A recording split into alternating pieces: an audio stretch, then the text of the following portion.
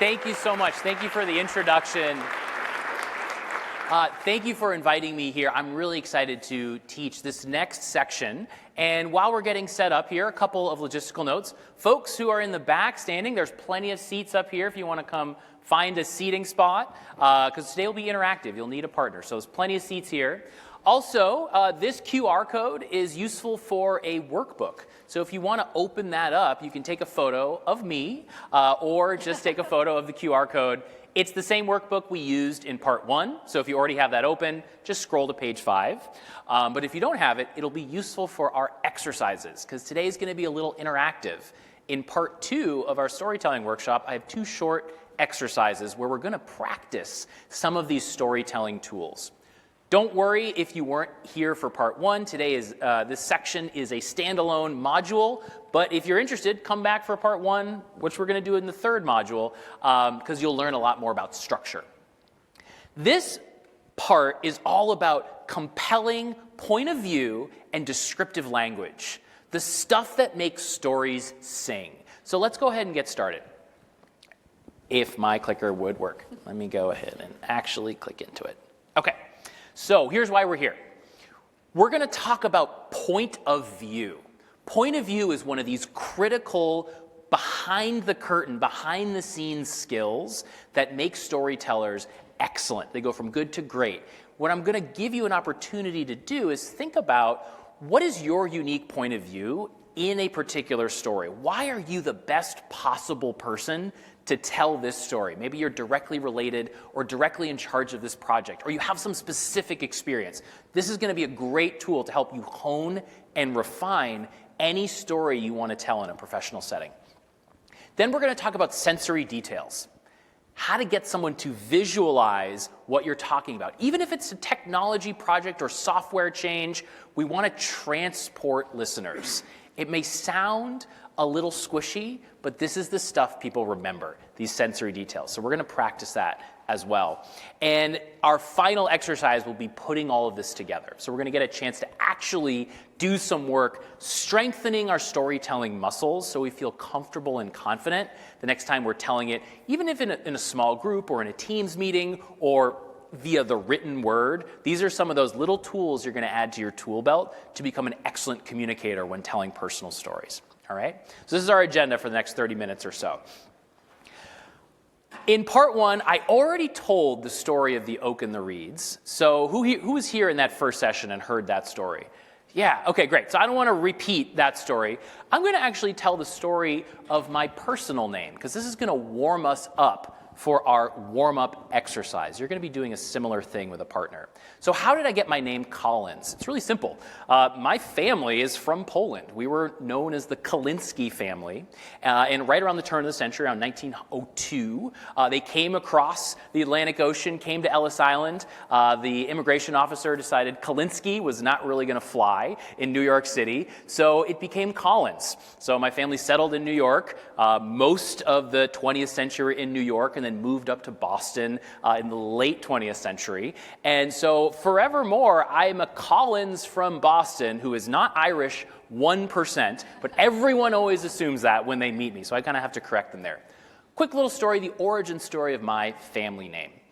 Now, I want you to warm up with the story of your name. So this is going to get us into this idea of point of view. So really simply, I'm going to give you 3 minutes to turn to the partner next to you, whoever it is. Introduce yourself if you don't know who they are. 3 minutes to each share the story of how you got your name. Could be how your parents chose your first name, or how you got your family name, or maybe a nickname you feel comfortable sharing in a professional environment.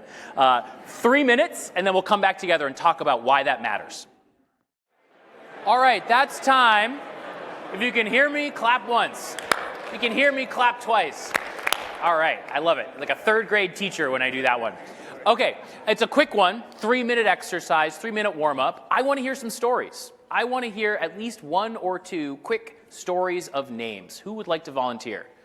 Everyone's capable. Everyone's just told one. We have one right over here. Excellent. Looks like we and got say a your good name one. as well to begin so we know who you are. Stand up. Stand up. Hi, I'm Maura Denton, and the story of my name is that, so my mother is of German heritage, and I am the youngest of 6 children. And my father would say to my mother, you got to name the first 5 kids with these classic German names. I want to pick the name of the 6th child. So he picked Mora, which is spelled like Moira. So I'm like, I'm not Irish, but it's Mora. Yeah. That's how he pronounced it. And so I asked him, like, great, you didn't pick German, but why Mora? And come to find out, he had a crush on a girl in 2nd grade named Mora. Amazing. Thank you. Another round of applause for a brave story. Learning about our parents' love lives before their partners is always a... We have another volunteer. Yes, excellent. One more. Sure. My name is Corrigan Brown. When my parents were trying to figure out what to name me, they were thinking about Corey, which I went by till I was 20, but they wanted something with a little bit more heft. So my father's looking at my mother's driver's license, which said, so she wears glasses, and in the state of Alabama, glasses are listed on the license as corrective lenses. And so he goes, Corrigan. And that is why my name is spelled with an E and not an I. Wow. Okay, I love it. Documentation names. That's a new one. Okay, I would love to go around and hear everyone's, because these are always such gems, but we have 27 minutes left, so we won't. Why do you think I warm up with an exercise like this when I'm talking about point of view storytelling? What do you think is the purpose? Yeah, just shout it out. Because the most important name for anybody is your name. Yeah, the most important name for anyone is your own name. And just to build on that is everyone was able to do that exercise, right, in an instant. We all have this story ready to go in our back pockets. What's fascinating about this particular type of story is you are the only person in the entire world who can tell this exact story about your exact name and your exact history. Right? Everyone's able to come up with this unique 1 in 6 billion story at the drop of a hat. And this is what I mean when I talk about point of view. You have a unique point of view on everything, whether it's telling the story of your name, telling your point of view on a project you're working on, or on a piece of particular technology. And that point of view is golden. I don't want you to feel like you have to scrub out your own perspective. In fact, quite the opposite. When we're telling stories in a professional setting, I want your point of view to shine through. And that is going to make your story more memorable than if you make it generic and the version of a story that everyone could tell exactly the same way. So that's why I warm up with this exercise. It's also fun. It's also a fun way to kind of warm up. And also, this is something you can take back to your teams. Run this for 5 minutes at the beginning of a team meeting. You'll learn a lot about people, and it's kind of interesting. When it comes to point of view, this is one of my favorite tools to teach, whether it's preparing a presentation or preparing a story. They're called the point of view questions. And these are 4 questions you can ask yourself before you tell any story that will help you sharpen and clarify what's your point of view. Why are you the person who should tell this story? The first question is why you? What makes you the best possible person to tell this story about a project, about a software, about an initiative? Is it your role? Is it your background? Is it your expertise? Make it obvious. Make it clear. Tell people why. Make this answer very front and center. It'll help you shape how you want to tell that story. The second, and I had a lot of people ask, someone asked a question about this earlier. Think of the audience. Why them? What are the audience's expectations, and how will you give them exactly what they want or surprise them? For me, when I'm doing a workshop, when I'm telling a story, I always want to make things interactive. So sometimes that's the surprising element of one of my keynotes, that people are actually going to do some of the talking, not just me. That snaps people in. That gets people interested. It could also be people want to know why this software is going to help them, why this technology change is going to make their lives easier, simpler, faster, better, whatever that is. This needs to be clear and present in your story. And the third element is probably the most important one to any story you're telling. It's make it clear, why do you care? Why do you care about telling this story? Is it a personal memory? Is it something meaningful about a parent? Is it something that you're passionate about at work? Make that obvious, make that front and center, and allow that to flow through you as you're telling the story. Because here's what happens if you forget this part. The story is boring. And if you are bored, I guarantee you the audience will be bored. There is no way around that. So find a reason to care. And this can be challenging. Like, it's not as easy as I'm making it seem, because sometimes some of the stories we're telling, some of the presentations we're making are kind of boring, right? If we're honest, some of these work-related presentations are boring. Find one small element, one small data point, one small example, one little descriptive moment that we're going to practice in a moment that allows you to let your personality through a little bit. It's going to make the story much more compelling. And then finally, what's the key takeaway? In part 1, we talked about ending the story with the moral of the story is blank. Make sure you know what that key takeaway is in your head before you start telling the story. If you don't know what it is at the beginning, you will get lost. You will get lost, and you're going to add details that distract from that point. That's often where people get lost in their stories. They're adding some interesting details that aren't evidence for the key message, which is we have to embrace uncertainty when learning new technology, or we have to put the customer first, or if the key takeaway is, my favorite example from this morning is we have to document everything. If you don't add details that prove that point, they're useless. All right, so these are 4 questions you can ask yourself before any presentation, or especially before any story you're telling at work. Does this make sense so far, these questions?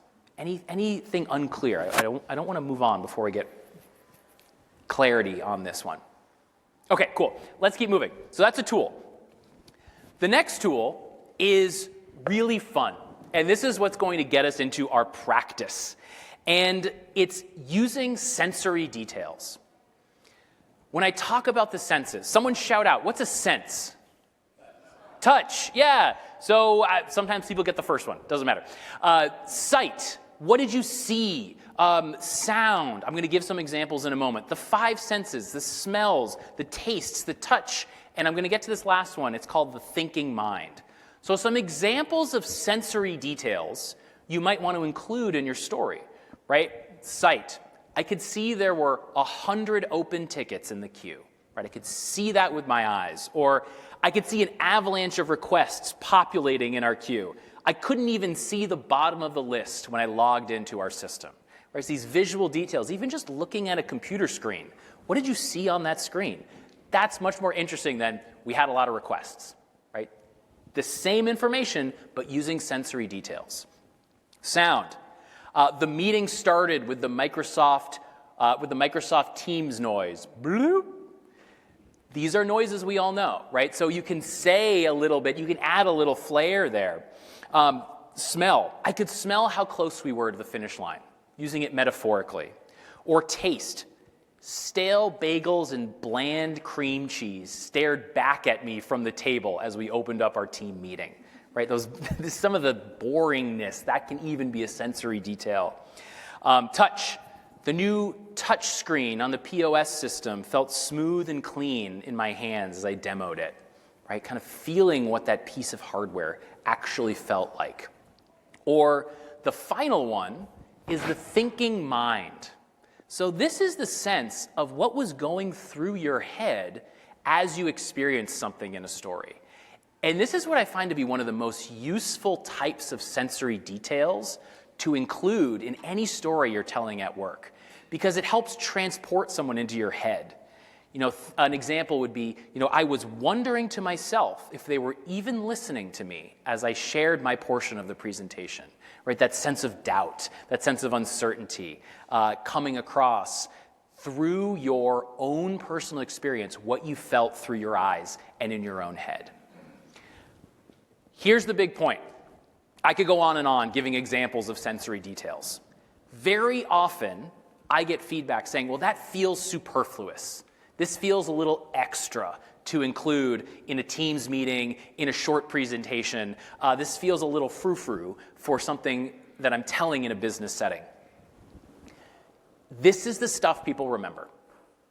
Because remember what I talked about, if you were here in part 1, the idea that stories are like a flight simulator for the brain.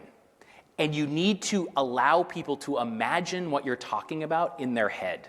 Because if you do that, they'll remember it. It activates our memory much more strongly than if you just talk through bullet points. So giving these sensory details is tied to memory.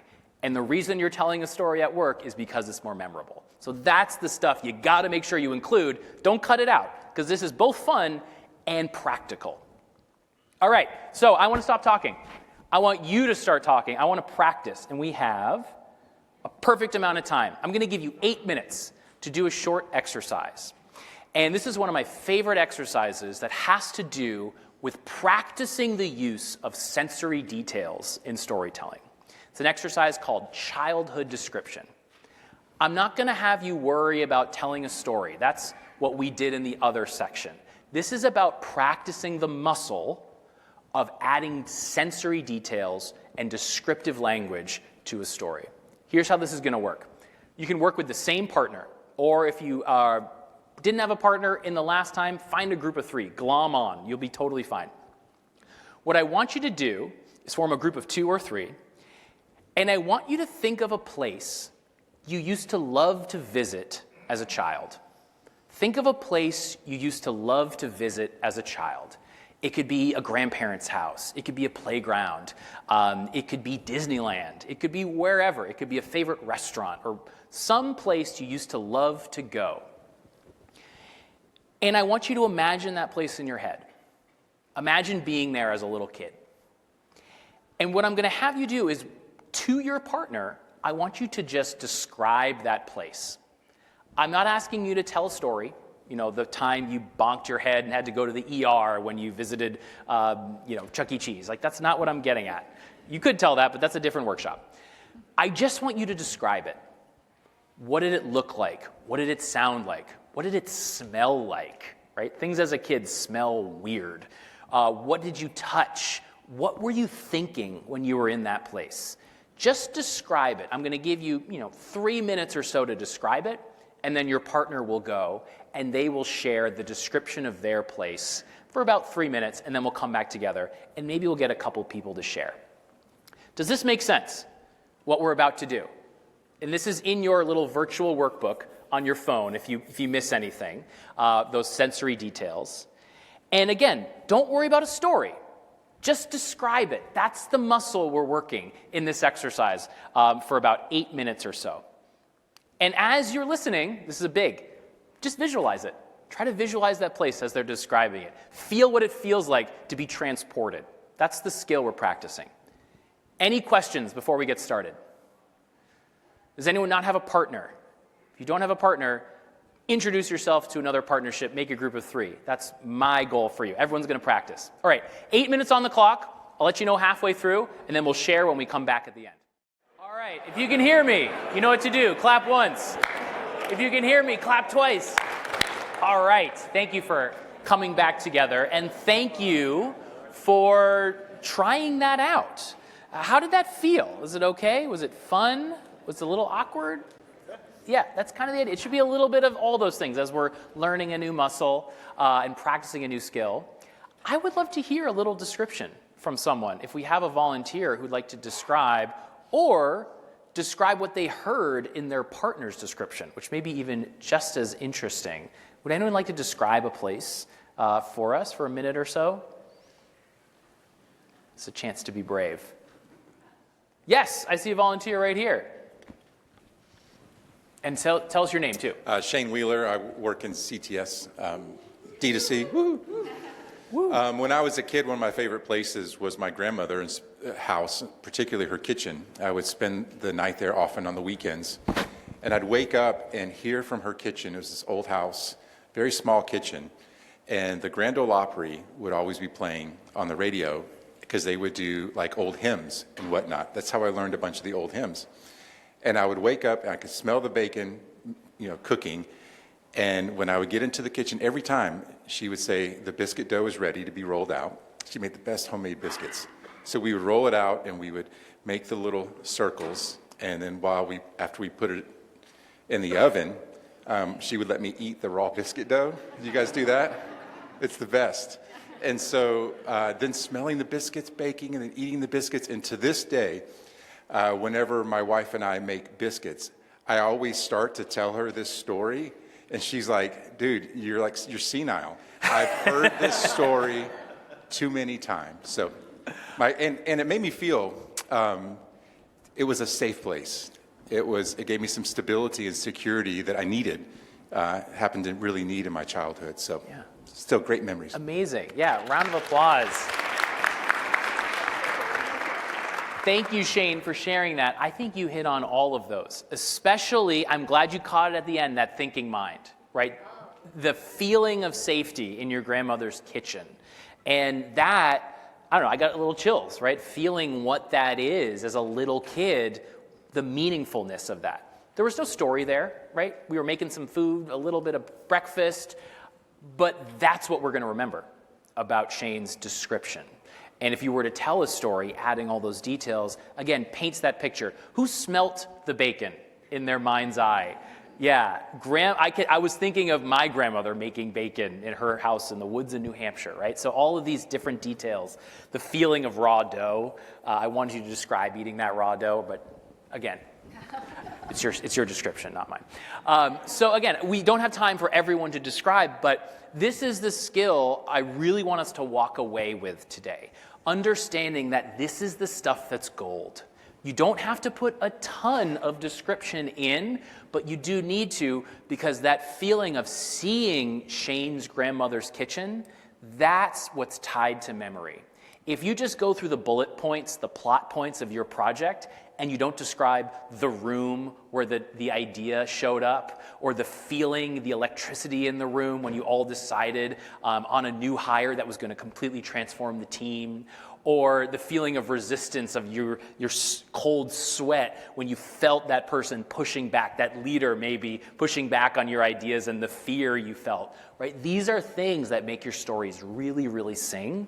Don't ever cut them out. It's the fun part. Okay, since we're at time, I'm going to recap us. What did we come here to do? We went lightning fast, but we talked about your point of view, right? Your point of view, the story of your name, that story that only you can tell. That's the kind of story we want to hear, because you are the ultimate storyteller for these stories from your perspective that only you can tell from your point of view. So again, asking yourself, why you? What makes you the best possible person to tell this story? Why do you care? And what's the big idea? Plug that into the story spine, which is what we covered in part 1. And if you don't know what I'm talking about, stay in your seat. We'll talk about it again in our next session. Combining these two skills is what's going to make you really effective. Using sensory detail, all 5 plus what you were thinking. Don't forget what you were thinking, especially if it was in the past, especially if it's a story from childhood. Seeing things through the eyes of a child transports us back immediately. And we practiced. That was that exercise, childhood description. If you liked that exercise, you can do that with your teams. These double as really great icebreakers, really great team bonding exercises. They work really well virtually and in breakout rooms. So that's my plug to practice this stuff. You have all the instructions in your phone on that QR code. So just steal this stuff. It's really, really good way to learn about other people on your teams. All right, so with that, I want to thank you all for coming. We are out of time, so hopefully you'll stick around if you weren't there for part 1. Give yourselves a round of applause for trying this new stuff.